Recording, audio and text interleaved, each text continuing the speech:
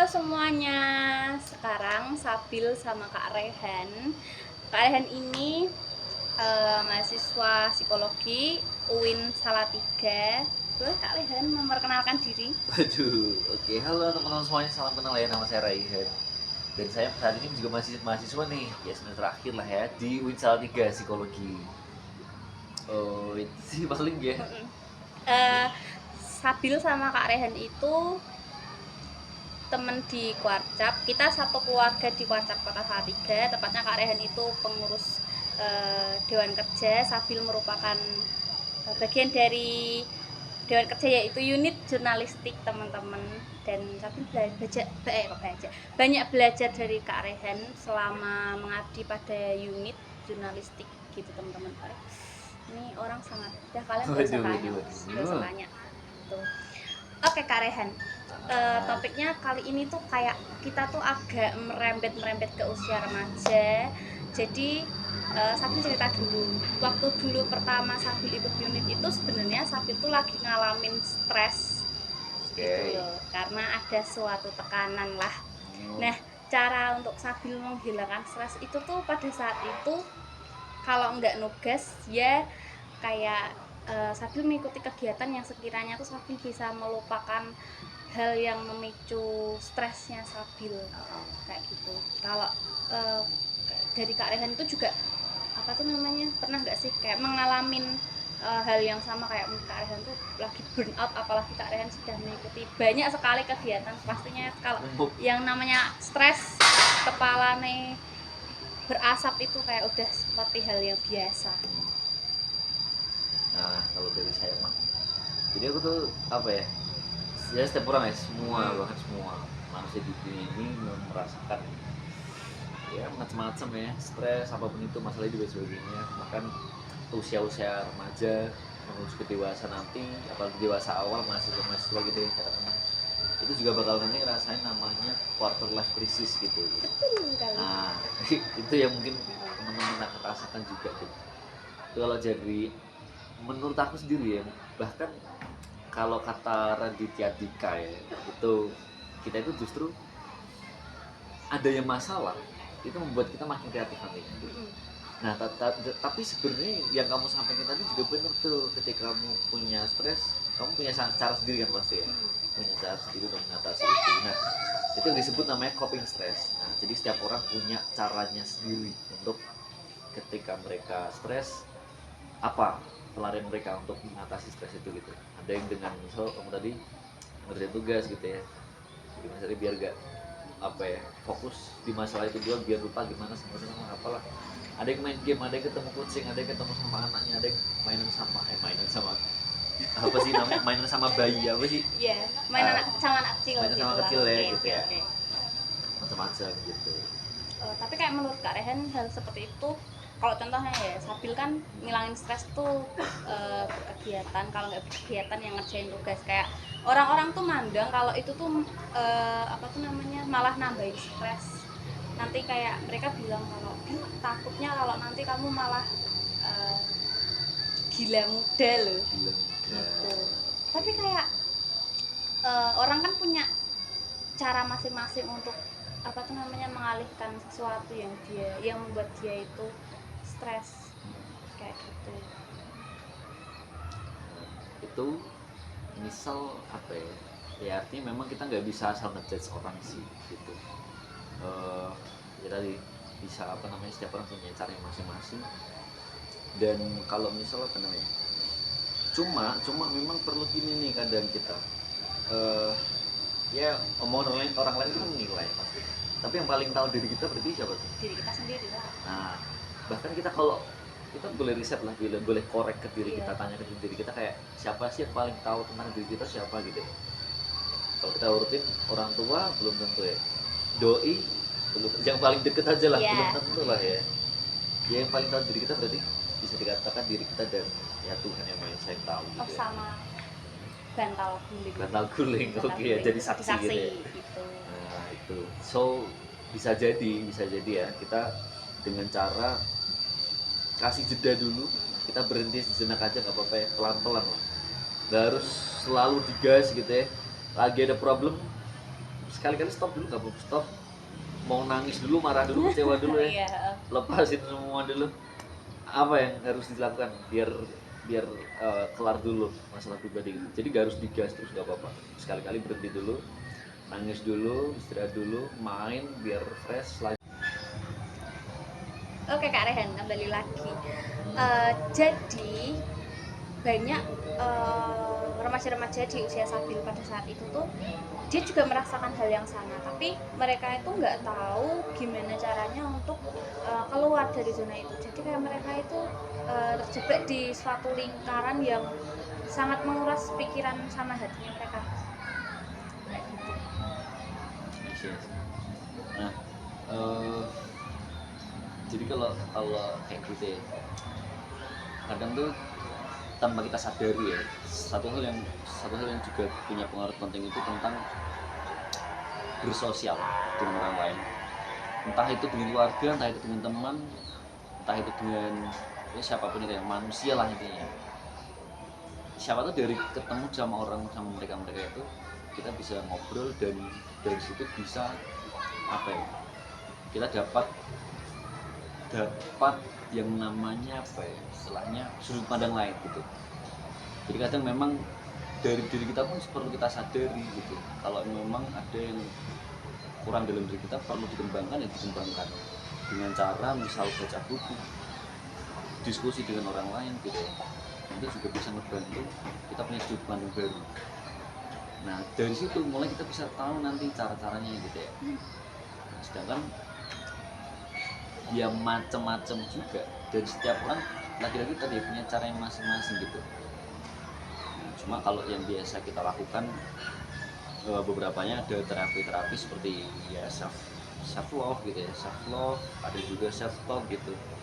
Self talk itu ngomong sama diri kita sendiri gitu ya, tanya ke diri kita sendiri gitu. Dan dengan kita ngobrol, sosialisasi tadi itu membantu kita juga gitu, apa ya namanya, perilisan emosi kita gitu.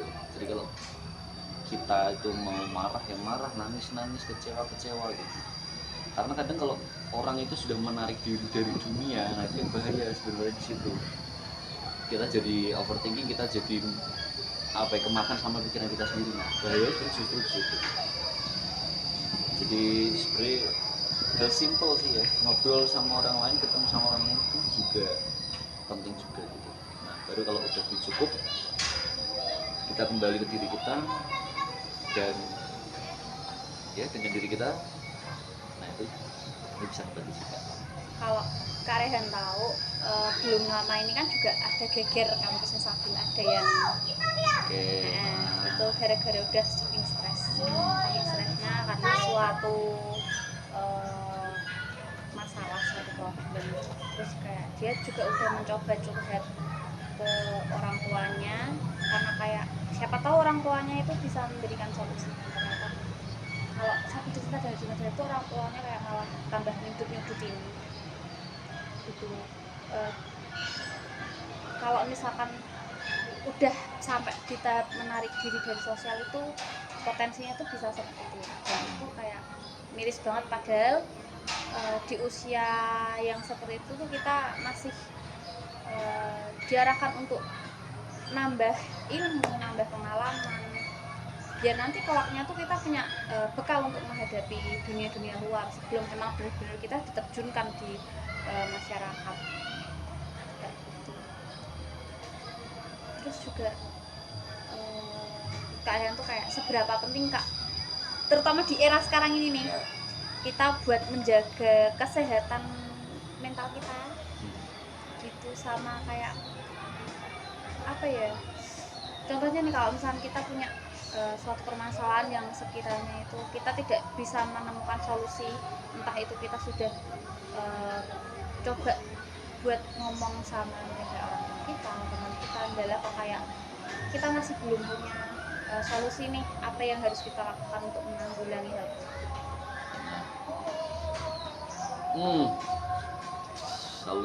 Solusi itu berbagai macam ya. Sebenarnya kita itu situasionalnya tergantung problem kita, background kita gitu ya. baru nanti bisa kita simpulkan cara apa yang sesuai dan efektif buat diri kita gitu. Cuma memang kita baginya menjadi dua hal sih untuk ya semua inilah. Memang kesadaran mental itu penting banget gitu, apalagi sama saat ini gitu. Nah, untuk membedakan ya itu semua itu kita baginya jadi dua gitu. Kalau di filosofi teras itu ada istilahnya hal yang bisa kita kendalikan dan enggak gitu kan.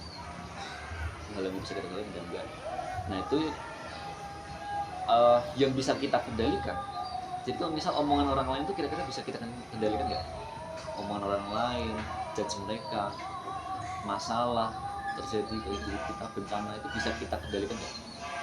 Kayak itu terjadi dengan sendirinya. Sendiri ya, susah ya, bahkan nggak bisa gitu ya. Nah itu hal yang di luar kendali kita. Jadi yang bisa kita kendalikan itu bukan omongan mereka, bukan dunia. Kita merubah dunia itu nggak bisa, tetapi diri kita apa itu? Pikiran kita, hati kita, diri kita gitu. Nah itu yang punya power besar gitu. Jadi kalau misal simpelnya ya, kalau dunia jahat sama kita, jangan ubah dunianya, tapi ubahlah sudut pandang kita terhadap dunia itu gitu. Itu yang kita bisa kita kendalikan. Dan ya sangat-sangat penting sekali kesehatan mental itu, apalagi sejak setelah COVID itu ya menjadi perhatian lebih lah kesehatan mental itu. Itu sih. Sebenarnya kayak cuman kita duduk di sini terus kita kayak ngeliatin ada anak kecil main, ngeliatin apa namanya tadi ayam lewat tuh juga kayak udah menjadi salah satu penenang buat kita kalau misalkan lagi ngerasain stres atau kita lagi punya masalah apa yang sekiranya kita butuh pelarian sebentar gitu. Tapi ada kasus dimana kayak kalau misalkan contoh itu punya masalah terus di kala saat itu udah sangat amat burn out banget, itu kan udah stres banget, coba curhat tuh malah dikatain kayak oh kamu tuh kurang ibadah gitu, kamu tuh sholatnya mesti bolong-bolong gitu kayak. Tapi banyak nih, masih banyak sih kayak orang-orang yang kayak gitu. Biasanya orang yang lebih tua bilangnya kayak gitu, sholat ini kalau ngono ki ra tau sholat kuwi mesti atau ngaji gitu. Tapi padahal kayak kita tuh nggak butuh jawaban itu gitu loh, kayak itu malah tapi kayak gitu kayak merasa malah makin kurang gitu loh. Udah lagi apa tuh namanya ngerasa kayak ada di titik terendah, dikasih omongan itu malah tambah kayak enak banget ini. Karena banyak orang yang masih skeptis kalau orang yang stres sampai stres berkelanjutan, orang depresi itu masih dikait-kaitkan sama kurang ibadah, kurang iman, kurang ke gereja.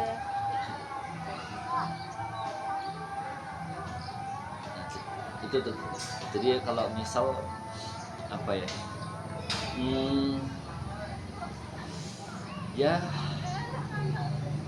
ini apa ya, memang perlu ya diskusi ngobrol itu perlu ya, diskusi ngobrol curhat sekalipun ya banyak entah siapa orang kita percaya siapa gitu kan ya, pasti punya teman. Kalaupun enggak ya kita juga memfasilitasi ada psikolog, ada konselor gitu kan. Kalaupun enggak ada di dunia ini katakanlah ya, memang pelayarannya pada akhirnya ya tentang kita ngobrol ke diri kita sendiri dan juga sama ya Tuhan Yang Maha Esa gitu ya. Spiritual memang menjadi kunci yang penting juga, dan ya punya pengaruh besar sih omongan orang lain ketika kita sebenarnya pengen ngobrol, pengen cerita curhat tapi yang tidak lebih baik ya atau nah ya begitu, kita harus bisa apa ya, manage pikiran kita sendiri juga. Nah yang kamu sebut tadi juga salah satu metode juga ketika kita sekali-kali kasih jeda, berhenti sejenak gitu ya. Dunia kan terus berjalan, berputar, waktu terus berjalan, tapi sekali-kali kita kasih jeda sejenak ya, sebatas ngelihat ya tadi kamu bilang ayam, anak kecil bermain gitu ya, termasuk merasakan nafas kita. Nah itu kan sebutannya sebut tentang mindfulness ya, tentang mindfulness. Nah mindfulness itu jadi kunci penting juga berpikir saat ini sekarang. Ketika kita stres, ketika kita overthinking, yaitu overthinking ketika kita memikirkan kejadian yang belum terjadi, itu akan terjadi overthinking. Kita depresi itu ketika kita memikirkan masa lalu. Memikirkan masa lalu bikin kita depresi, memikirkan masa depan bikin kita overthinking. So kalau pengen bahagia mikir saat ini sekarang gitu. Mikir sekarang yang ada di depan kita gitu kan. Apa yang lagi kita lakuin sekarang, kita lagi belajar ya kita mikir belajar, kita lagi ketemu sama temen ya ngobrol bahagia sama temen gitu. Baru kalau udah selesai kita kasih waktu buat diri kita apa mikirin masalah yang ada di diri kita kenalin problem kita gitu. Terus jadi nanti lebih tertata, jadi nggak semua tumpukin jadi satu gitu. Overthinking banyak di sini, overthinkingnya tuh banyak. Tapi kalau masalah depresi sama masalah kayak alhamdulillah sudah bisa berdamai dengan diri sendiri. Ya udah menerima, udah ikhlas kalau oh ya udah ternyata emang harus seperti ini, berarti ya oke, ini yang perlu kita jalani, ini yang perlu kita untuk perjuangkan ke depannya. Jadi justru menerima ya. Iya, karena Masa kayak lalu itu ya. masa lalu tuh nggak bisa, kalau menurut Sabil, masa lalu tuh nggak bisa diubah, tapi masa lalu tuh bisa menjadi bahan bagaimana kita untuk berkembang ke depannya gitu. Contohnya di masa lalu itu Sabil tuh agak temperamen, jujur. Agak temperamen, kayak apa dikit tuh kadang bisa emosi, dan kalau udah emosi itu tidak mungkiri kalau Sabil itu kadang sampai meluap-luap gitu. Nah, dengan adanya suatu peristiwa di mana waktu itu saat Sabil emosi sampai meledak-ledak itu, Sabil kehilangan suatu hal. Itu kayak membuat depannya tuh Sabil kalau misalnya ada masalah nih, oh coba kita terah dulu ini masalahnya itu seperti apa. Jangan yang langsung kita harus pakai emosi, langsung marah, langsung menyalahkan diri sendiri, orang lain gitu. Kayak oh kita terah dulu. Coba kira-kira dari masalah ini apa yang perlu kita selesaikan pertama kali, apa yang perlu kita atasi, atau apa yang sekiranya bisa untuk kita handle dulu lah gitu. Oke, hal ini sudah bisa dihandle dengan baik, sudah bisa, kita udah ketemu nih solusinya, oke jalani dulu, nanti baru kita cerna lagi yang selanjutnya. Jadi kayak sekarang tuh pembawaannya tuh udah alhamdulillah bisa sedikit lebih tenang, dan teman-teman saya juga pada bilang kalau Sabil udah lumayan tenang, nggak kayak nggak langsung dia meledak gitu enggak. Karena emang susah Kak, beneran kayak mencoba untuk pelan.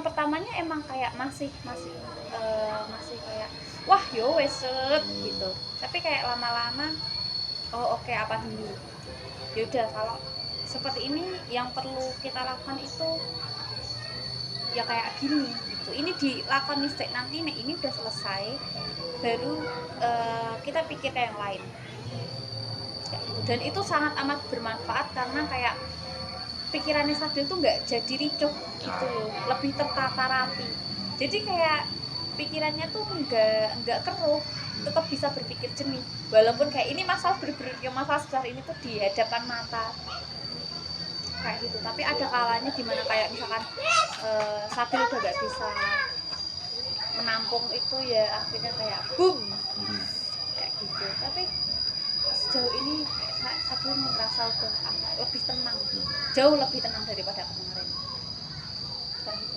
Kalian juga pernah gak? Ya, sering dong ya, maksudnya apa ya, I mean like punya patternnya masing-masing setiap situasi. Coba ternyata ada ini sih, ada risetnya juga ya, dari pakar psikolog itu ternyata tentang trauma ya, tentang trauma itu ternyata bukan dihindari, Tapi ternyata terjadi, ternyata itu trauma itu dihadapi bukan dihindari. Kenapa kok dihadapi? Nah, dihadapi artinya gini, ini tentang ini juga, penerimaan diri juga gitu. Itu tentang menerima tadi, menerima, ridho, ikhlas itu kan memang berat ya. Jadi ibaratnya trauma dihadapi itu maksudnya adalah ketika contoh nih melihat mantan ya sakit ya, melihat mantan katakanlah sakit, marah, kecewa gitu, termasuk dia cara menghadapinya itu berarti ya menerima bahwa kamu marah kalau ketemu dia, ya itu emosi sendiri lah, sadari bahwa emosi marah. Kalau kamu mau nangis, sadari bahwa kamu nangis gitu. Kalau kamu bilang mau ganteng, ya ganteng aja bilang gitu. Nah, hadapi sakit, termasuk sakitnya itu dirasa gitu, kayak kayak apa ya? Sadari bahwa itu sakit gitu. Jangan malah bohong sama diri sendiri gitu. Ah, nggak apa-apa kok gitu. Sakit tapi bilang nggak apa-apa itu bohong gitu ya. Udah sakit aja, nangis aja gitu kan. Enak kan gitu. Nah, itu yang ngebikin nanti kita lebih nerima gitu rasa sakit itu. Bahkan aku pernah praktek sendiri gitu. Aku pernah praktek pakai diri aku sendiri, eksperimen gitu kan, tentang menghadapi trauma, menerima rasa sakit banyak banget apapun itu, tentang mantan gitu, perjalanan dengan mantan dan sebagainya, apapun rasa sakit apapun itu, mengubah dari benci menjadi cinta. Kan pernah ada ya, Iya. jadi cinta jadi benci gitu. Iya. Habis cinta putus, benci disantet gitu. Waduh, Nah, kesel. tapi yang paling susah itu ketika dari benci menjadi cinta, kita paksain menyukai hal yang gak kita sukai gitu. Situasi tertentu kita mengharuskan seperti itu, walaupun nggak semua ya. Cuma aku pernah praktek itu ketika yang namanya fobia sama kedalaman lautan ya. Laut gelap. Iya, balik lagi ke masalah trauma. Ternyata kalau trauma itu harus dihadapi, bukan dihindari. Ya, Kenapa kok harus dihadapi? dihadapi. Jadi tentang kita menghadapi trauma itu artinya kita menerima apa ya, kenyataan seutuhnya lah ya, tentang rasa sakitnya apapun itu, entah itu membahagiakan, entah itu kalau ngelihat trauma, merasakan trauma, kamu bikin kamu marah, sedih, kecewa, ya udah rasain, dan apa ya, luapkan emosi yang cukup untuk itu gitu. Jadi biar nggak ketampung gitu emosi kita di pikiran kita, di diri kita gitu. Karena kalau ditampung terus, apalagi diempet gitu kan, lama-lama meledak. One day akan jadi bom gitu kan. Bom waktu. Dan meledaknya kita nggak tahu di situasi apa. Yang bisa jadi kalau meledak bakal ya menghilangkan dan menceritakan sesuatu gitu. Nah, gitu. Jadi menerima rasa sakit itu ya kurang lebih seperti itu ya. Jadi, Oh, berarti sama kayak teorinya siapa ya? Saya lupa. Kalau sesuatu itu tidak dikeluarkan, dia nanti bakalan kesimpan di alam bawah sadar. nah itu. Terus nanti lama, kalau misalnya nggak dikeluarin, tidak dipenuhi, itu bakalan jadi bom waktu yang sewaktu-waktu bisa meledak. Dan itu juga bahaya.